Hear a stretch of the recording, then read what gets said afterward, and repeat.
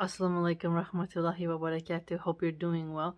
We're continuing our reading of Hamza Yusuf's commentary on Imam Mawlud's Matharat al Qulub. And we are in a new section, actually. We left the section concerning anger and have moved on to the one about heedlessness. Go ahead and listen to this as you are eating, as you are playing chess, whatever you're doing. Okay.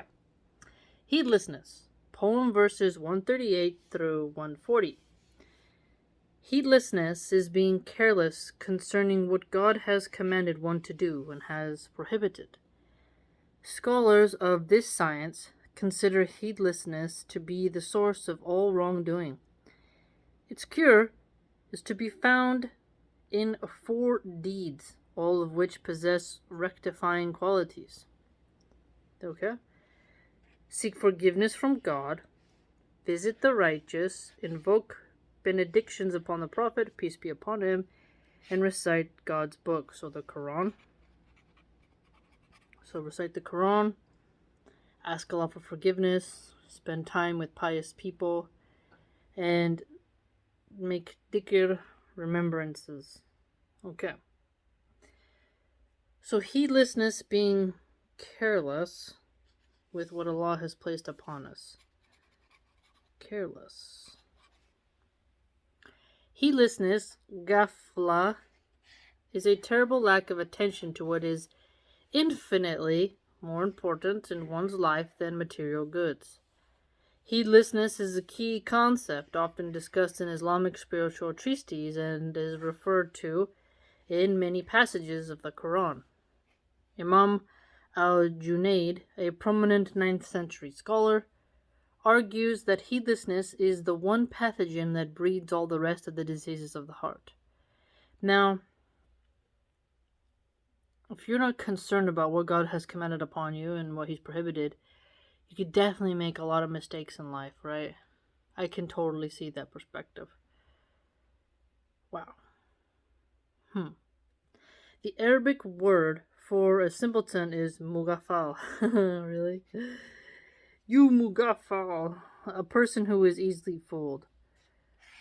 In our context, it's a person who is easily diverted from what is essential and consequential toward what is ephemeral and ultimately pointless. According to some linguists, the Arabic word for human being, insan, comes from the word uns, which refers to intimacy. For the human being needs close companionship. That is definitely true, right? You need some close companionship in some way. Wasn't it Adam who started to get lonely? He wanted Hawa. Kind of showing you how the relationship between men and women should be one of harmony and companionship, among other things.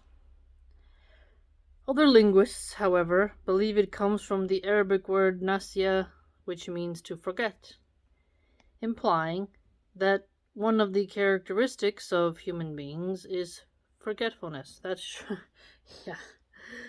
How often we forget of so many things, not only to pay our bills on time, but of the favors some have done for us, what our roles are, who we even are. Sometimes we forget our own selves.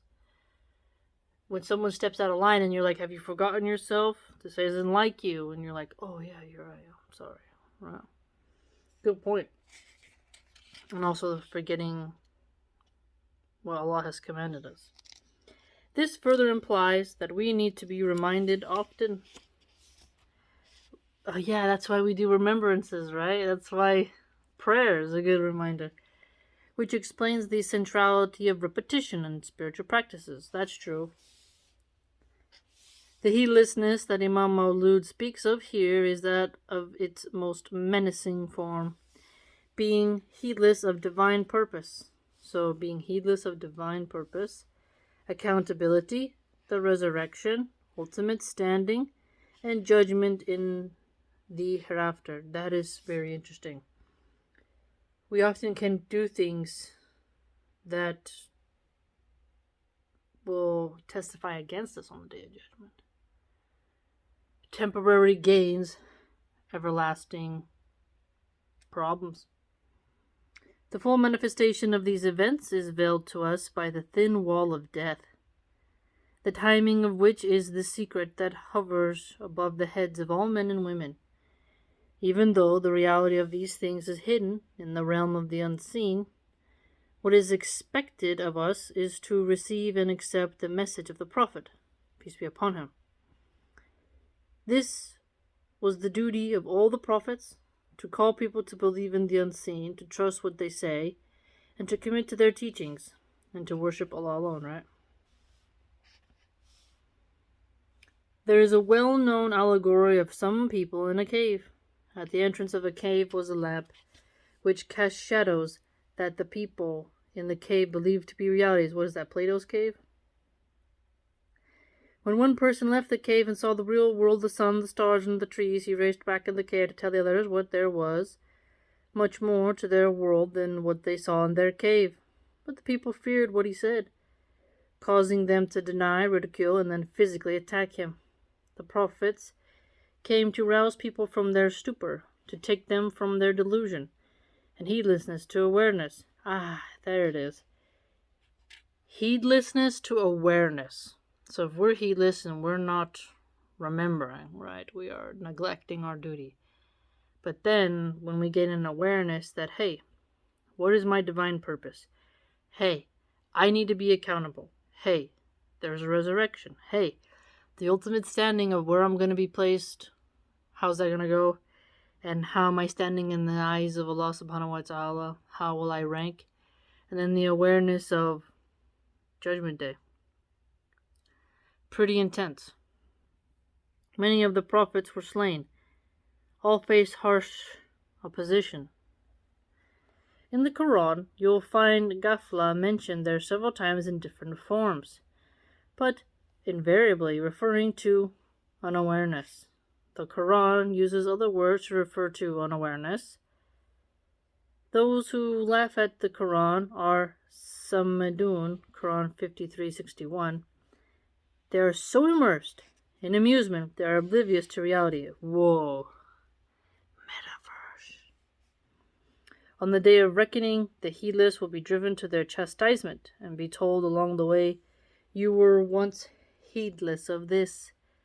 Now we have removed your veil, Gita, from you, so your sight this day is sharp. Quran 50:22. Oh, jeez. Oh, man. That's intense. We have removed your veil from you, so your sight is sharp this day. Whew. So you're so immersed in entertainment. That makes me think of there's this guy named Sneeko. To me, he streams so much every day. I don't know what he does productive towards God. And I remember he mocked praying. Before he got banned on YouTube, I tuned into his stream because I want to know what the young bucks are watching. And he said, what are you going to go? Just go pray. What are you going to go pray? Just go pray. Just get out of here, go pray. Because people were mocking him because he was saying he went to a orgy and he allowed another man to utilize the goods of his woman in front of him, next to him. And he said he was justifying it, saying it was okay, quite crazy, mind you. A very cuck move. But someone like him who mocks people praying, which leads to the remembrance of God, the remembrance of Allah subhanahu wa ta'ala, and makes you pause, just kind of goes to show how someone can go so much into streaming that you're no longer doing something productive, learning, pushing your mind. It's interesting. More could be said about that particular guy, but I think of him when I talk about the veil, being heedless. It's interesting when these young red pill guys constantly talk about getting money and women. They don't mention faith. And that's quite sad because women are not the end all be all. concerning happiness. You need those who care about you and are pious. But loose women, that is, pornographic women, nah, eventually you'll have so much intimacy, you'll just need to get off in different ways, and you'll start turning into a sick pervert who is lost in a delusional fetish nightmare. And you won't even recognize your own self because you've become so sick and gross. And all you can attract is dirty women, and decent women can just see your like feel your energy, and like you have no light in you and you're just gross. You get like a sticky, sleazy vibe. You have lost all God consciousness, right? You're not walking in a spiritual manner. You are pretending to be strong and alpha, but you're really crippled by the heels of pornographic women. So the veil, whew. Women as entertainment, as lust entertainment, can really delude a lot of men. God speaks of the disbelievers impervious to the message of the prophets as having a cover, Yeshua, over their eyes. Quran 2:7. The ultimate trauma of heedlessness, then, is not seeing reality as it truly is. It is choosing a way of living that allows it is a way of living that allows divine signs to be left unnoticed. Divine signs being left unnoticed. Now, when it talked about your sight this day is sharp, your eyes need to be sharp in a way in order to see divine signs. Notice how we often, people who study a lot of theology, who are spiritually minded, who are working towards being accountable to Allah subhanahu wa ta'ala, you name it, that type of genre of people, we can see some of these occultic elements and kind of see things that are in your face, yet almost hidden at the same time. And then you tell people and they're like, I don't see it. You're like, you don't see it? And they're like, no, I don't see what you're talking about. I don't get it. Whatever. And you're like, what? It's like a veil, right? They're not allowed to see the divine signs, and they don't get to notice it. So if you stop using drugs, you'll notice a lot more beautiful things in reality. And when you're on drugs, you're just kind of seeing things that are of the devil, I'd argue. You're looking in the mirror, picking at your own skin, judging your own self, living through the black screen on your phone through a content creator who's doing wild things you yourself won't get to do. I mean, you can just be sucked out of your own self and put on this little pixelated screen when you're using drugs. It's like you have a veil. You're not even noticing the beauty of the signs of Allah subhanahu wa ta'ala around you. You're in like a vortex of a fake reality, and when you come down off your high and you wake up and you're not tuned into your phone, you're back in the raw world. And then they can't take that, and then they go back up into that fake reality, that dimension that's within their own mind due to the highness of the drugs. It's very strange. The Prophet, peace be upon him, supplicated that God, the Exalted, show him things in their reality, distinguished and clear. Show me the truth as truth, and give me the ability to follow it.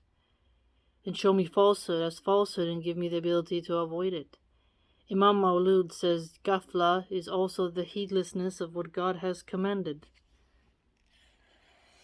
and what he has prohibited. Or seeing the difference between the two is irrelevant. Okay.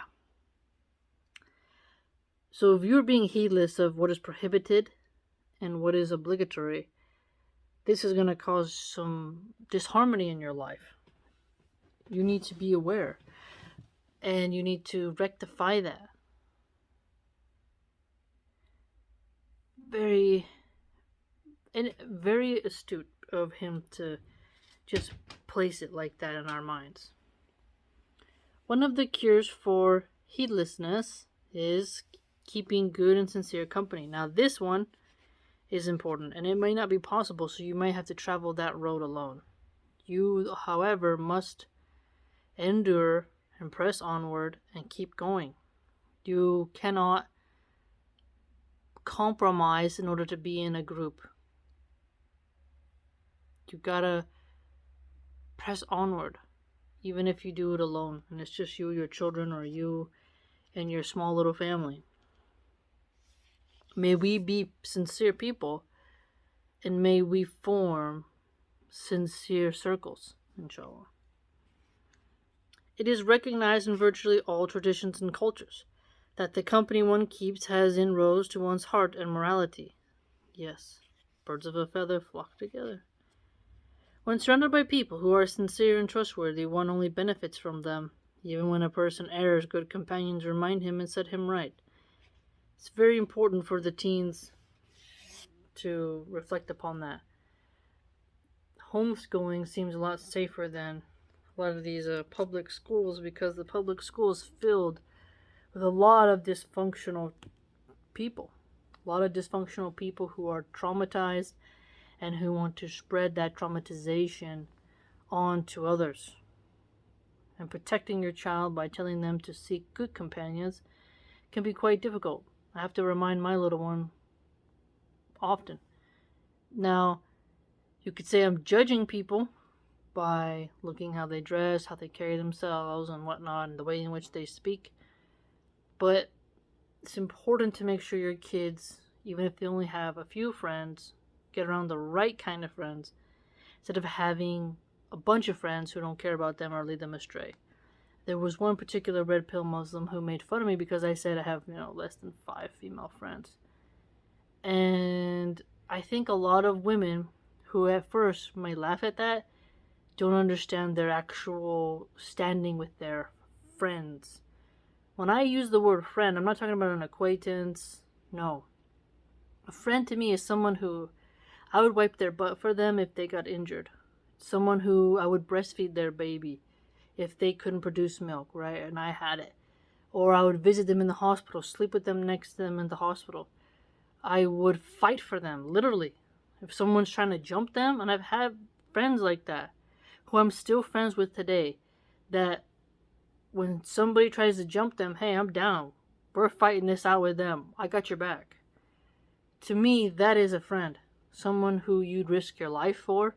Someone who, if you were tortured, you wouldn't betray. That is what a friend is. A friend isn't someone who you text and you go get your nails done together, get some Starbucks, and then you gossip behind each other's back. To me, the word friend is a heavy and honorable label that comes with duties and is not applied to just everyone because they say hi to you in the morning or they've hung out with you a few times. No.